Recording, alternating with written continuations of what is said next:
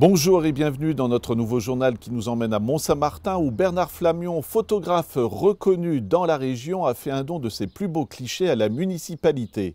Nous sommes allés à sa rencontre ainsi que celle de son fils Vincent, également photographe. Bernard, on est à la mairie de Mont-Saint-Martin, on a un très beau paysage, mais je vais vous demander pour quelle raison on se trouve ici maintenant. Parce que la maison Flamion, Vincent particulièrement, s'est occupé de faire une donation à la mairie, donc, d'une quinzaine ou même un peu plus de photos, de nos meilleures photos d'archives ayant été prises sur le bassin de Longwy, mais principalement Mont-Saint-Martin. Là, c'est pas le bassin de Longwy, mais c'est le Grand Longwy. C'est le point culminant de Longwy, le Crassier, que tout le monde connaît, et qui malheureusement est disparu. Mais à l'époque, là, c'était important, c'était toute la crasse des usines, toute la sueur des gens qui est là. Justement, alors je continue un petit peu avec vous, Bernard. On voit le côté artistique aussi, quand vous dites on voit toute la sueur des gens. C'est une photo qui est travaillée, c'est réfléchi. C'est réfléchi, mais c'est pas travaillé comme maintenant on peut travailler les photos. Maintenant, on peut les travailler.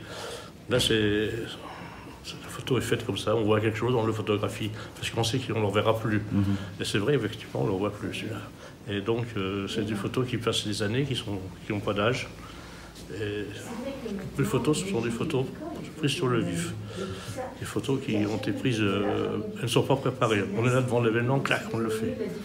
Et puis après, il devient temporel. Vincent, le choix des photos pour le don à la mairie, comment ça s'est passé alors ? Ce sont des instants, des moments, des photos qu'on a aimées, des endroits qu'on a aimés. Et puis voilà, ça s'est fait un petit peu naturellement, instinctivement. Elles sont toutes un petit peu différentes, elles racontent chacune une histoire différente.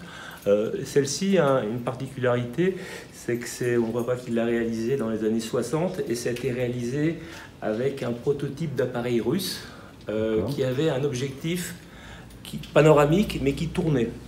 C'était vraiment le début de l'ancêtre, on va dire, de la photo panoramique. Et il avait un objectif qui tournait sur une pellicule 35 mm. Donc ce qui explique que le format panoramique, à l'époque, c'était assez peu commun, assez peu courant. Aujourd'hui, avec n'importe quelle caméra, n'importe quel appareil photo, on peut faire ce type d'image-là. Mais à l'époque, c'était pas évident, pas facile. Et en fait, je crois que tu m'avais dit que c'était un peu pour tester. On m'avait prêté, un fabricant m'avait prêté cet appareil-là pour le tester, pour voir ses limites, quoi. Et j'en ai profité pour faire sur le Crassier, parce qu'avec un appareil normal, on n'en avait que ça, hein, un petit bout. Là, on a tout. Parce que là, tu étais vraiment au pied du Crassier. Il faisait cet angle-là, l'appareil. Hein.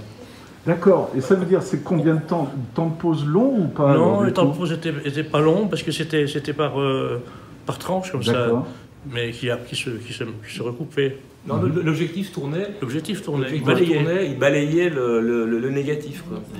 Et l'appareil photo s'appelait Horizon. Ça s'appelait Horizon. C'est marrant. Est-ce que c'est une question complètement idiote, mais ça me fait penser aux émaux, parce que je fais des émissions sur les émaux. Quand ça part à la cuisson, on ne sait pas la couleur que ça va avoir à la sortie, quoi. Est-ce que là, vous saviez quand même à peu près le résultat que vous obtiendriez ou pas? Le résultat, on le sait toujours à peu près, mais on peut le modifier un peu quand même, alors que les émaux, on ne peut pas. Voilà. On peut intervenir, on peut faire plus noir, on peut faire plus clair, on peut faire plus contrasté, mais on ne peut pas déplacer les choses. Est-ce que vous aviez l'impression de faire un témoignage ou pas quand vous faisiez des photos comme celle-ci? Oui, mais pas tant que ça finalement. Par contre, quand on a eu vent de l'arrêt des usines, là, j'ai vu les choses différemment. J'ai pensé que c'était important, parce que personne ne pourrait les refaire. Ça allait tellement vite que les gens ont été pris de court. Ils ont voulu photographier des Crassiers, tout ça, mais il avait déjà plus de tête, il était déjà trop tard. Il faut avoir un instinct prémonitoire en photo, parce qu'il faut voir les choses avant. Et souvent, on voit un paysage, on voit quelque chose, on dit tiens, c'est pas mal, mais il manque quelque chose. Bon, on ne sait pas quoi. Alors on est là, on attend. Des fois, on attend longtemps, des fois, on est forcé de revenir, mais on sait que là, il y aura quelque chose. Puis tout d'un coup, bam, 2-3 trucs arrivent, ça y est. C'est bon. C'est de l'instinctif aussi. Comme la photo sur le pont, là, voilà. Il n'y a rien, c'est un pont, c'est normal. Puis tout d'un coup, une vieille femme avec un chien, le chien s'arrête, puis c'est pas, clac, la photo. Est-ce qu'on peut se comparer à un artiste qui fait des tableaux aussi ou pas? Oh, je ne veux pas comparer à un artiste, mais je fais aussi des tableaux. Alors, voilà. Bon, c'est un peu le même départ. Hein. Ouais. Vincent, alors, parce que votre père est passionnant, mais évolution de la photo, qu'est-ce que vous diriez, vous, maintenant, par rapport à ce qui se fait? Il y a tellement d'évolution, mais l'évolution, c'est la vie, les choses changent, les choses évoluent. La photo existe depuis plus de 200 ans, à mon avis, elle existera encore très très longtemps. L'avantage maintenant, c'est que c'est à la portée de tout le monde. Chacun peut faire une photo, chacun peut faire une bonne photo. On peut en faire des quantités importantes. Quand moi j'ai commencé la photo, c'était quand même, on travaillait presque à l'unité, un peu comme un peintre qui met son chevalet, qui fait une photo. Moi j'ai connu cette mentalité, cet esprit-là, et ça oblige à réfléchir, à composer, à vérifier la lumière, vérifier les aspects techniques. Aujourd'hui, même moi, j'ai tendance à travailler un peu différemment en ayant intégré toutes ces choses-là, mais je sais que sur plusieurs dizaines de photos, plusieurs centaines, il y en aura peut-être une de bonne. Voilà, mais ça, c'est un peu les coulisses du photographe. C'est que c'est pas, comme vous le disiez au départ, il y avait une photo. Maintenant, c'est malheureux, mais c'est peut-être bien pour moi, en tout cas, en tant qu'amateur. On peut faire plein de photos et dire, ça sera dans ce paquet-là que je trouverai celle qui me plaît aussi. Ouais. Et aussi, il y a la pérennité aussi de ce qu'on faisait avant sur le négatif. La plupart des négatifs que tu as fait, mais moi un peu moins, mais ce sont des plaques, des grands négatifs qui sont très très grands, qui peuvent passer des centaines de fois sous l'agrandisseur. C'est d'ailleurs ce qui s'est passé avec les photos de la Grande Évasion. Voilà. Les photos de L'Ombre et la Nuit, ce sont des grands négatifs qui sont passés des centaines de fois, peut-être même plus sous l'agrandisseur, qui sont toujours là, qui sont toujours comme neufs pratiquement, sans aucune rayure, sans aucune abrasion. Et aujourd'hui, on sait très bien que les fichiers ne sont pas pérennes, on les fait, on les stocke, ils disparaissent, la cloud, pas le cloud. Après, on ne sait plus, au bout de 10 ans, on a tout perdu. Alors que le négatif, il reste quelque chose, il reste de la matière, il reste une substance, et c'est un médium qui a un côté un petit peu tactile et presque sensuel.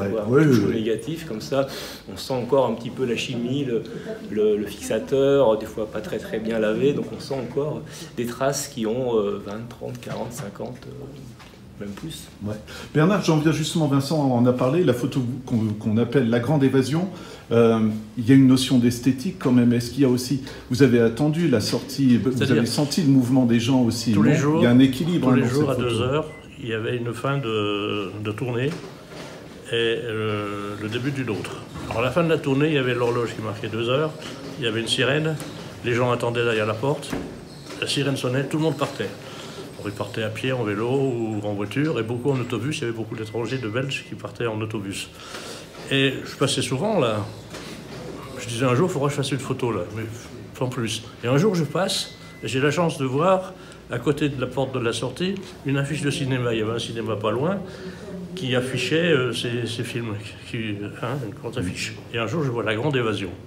Voilà, je dis ça, il y a un truc à faire. Je me suis repointé, c'était le matin, à 2h, je suis venu avec un appareil que j'avais vraiment bricolé parce que c'était pas évident.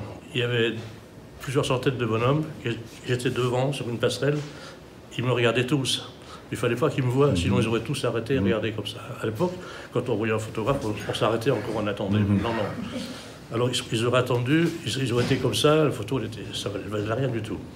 Alors j'ai dû bricoler un appareil, un gros appareil qui n'était pas fait pour travailler comme ça. Puis finalement, je passe sur les détails techniques, mais je m'en suis bien sorti. Et puis voilà, c'est une photo exceptionnelle de ce côté-là, au niveau technique. Alors j'attendais, après j'ai attendu qu'on joue La Ruée vers l'or, parce que je les prends, parce qu'à 2h30, ils rentrent. Puis bon, ils n'ont pas joué de film, ils ne sont pas rués sur l'or, il n'y avait plus d'or. C'était pour rigoler, c'est ça. Je rebondis un petit peu sur ce que vous disiez. Les gens, vous voyez, est-ce qu'un photographe doit être invisible par rapport à... Il doit être invisible. Hein. Dans un reportage, il doit être invisible. Maintenant, quand on fait des photos avec des gens, si on veut vraiment leur complicité, il vaut mieux leur demander. Mais quand c'est un groupe, on peut faire ça, on a le droit de faire. Mais des personnes seules, on n'a pas le droit de les faire à leur insu. Surtout maintenant. Maintenant, c'est répressible. Mais à l'époque, c'était pas répressible et c'était pas recommandé. Vincent, c'est des questions, mais vraiment qui me passionnent, moi. Le portrait, c'est un autre exercice, justement. Alors, on n'est plus invisible ou on devient invisible pour que la personne soit à l'aise quand on fait un portrait? Alors oui, le reportage, enfin à l'époque, parce que maintenant c'est un petit peu différent, il y a des contraintes avec le droit à l'image, etc. Des choses qui sont qu'à l'époque on n'appréhendait pas, on se posait même pas la question. À l'époque, il fallait vraiment être la petite souris, quoi, qui passe dans une petite souris. Le portrait, c'est un petit peu différent, c'était plutôt la grosse souris. Il faut un petit peu qu'on soit un petit peu en interaction avec la personne. Il faut qu'il se passe quelque chose, qu'il y ait une communication, une interaction. Il faut communiquer avec, il faut qu'il puisse parler, il faut qu'il puisse respirer, il faut qu'il puisse être à l'aise. Il faut le guider un petit peu au début pour pouvoir à un moment donné trouver un moment qui soit un petit peu plus spontané. Et ça, c'est le travail du portraitiste, quoi, d'être face à quelqu'un, et puis que ce soit un jeune, quelqu'un de plus âgé, quelqu'un qui a des responsabilités, quelqu'un qui en a moins. Et donc, c'est un travail qui est très très intéressant. Ouais, et c'est vraiment aussi le côté artistique, hein, ça fait plaisir, il y a de la mise en scène, quoi, tout simplement, on va dire. Artistique, je pense pas. Moi, je suis pas d'accord avec vous, mais... Je pense que le portrait, c'est plutôt de l'artisanat, quoi. On est des artisans, mais après, effectivement, il y a des grands portraitistes qui ont réalisé des portraits, surtout de gens très très connus, qui sont passés à la postérité. C'est tout un cas. Nous, non, à notre niveau, on photographie des gens normaux, entre guillemets, et on essaye de les rendre intéressants, beaux et inoubliables à un moment donné, quoi. Mais bon, on n'a pas cette prétention-là. En tout cas, c'est quand même un beau coup de chapeau pour vous. J'ai juste une dernière question pour vous deux. C'est pour ça que j'essaye de faire un cadre à propre et beau, parce qu'il y a des pros devant moi. C'est de l'émotion de faire un don comme ça pour une municipalité. Puis encore une fois, je redis, c'est un témoignage d'une époque.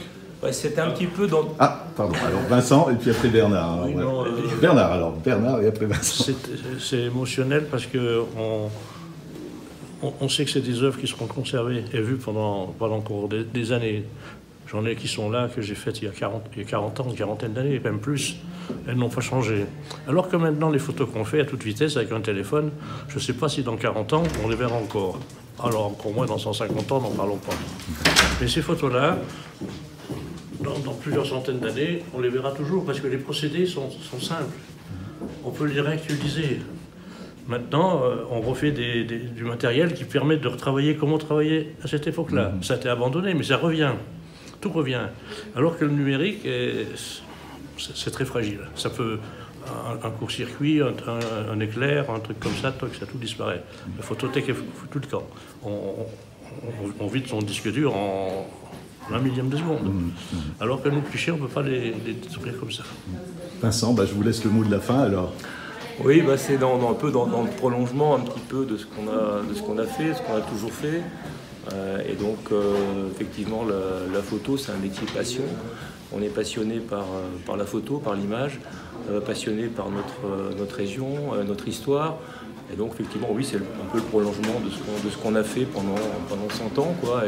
Et donc, on est content, on est fiers aussi de pouvoir laisser une petite trace de ces moments-là, de ces événements-là, peut-être pour les futures générations, ou en tout cas pour l'avenir, qui j'espère sera joyeux et riche. Voilà. Voilà, c'est la fin de notre journal. Nous vous remercions de l'avoir suivi et nous vous donnons rendez-vous mardi prochain.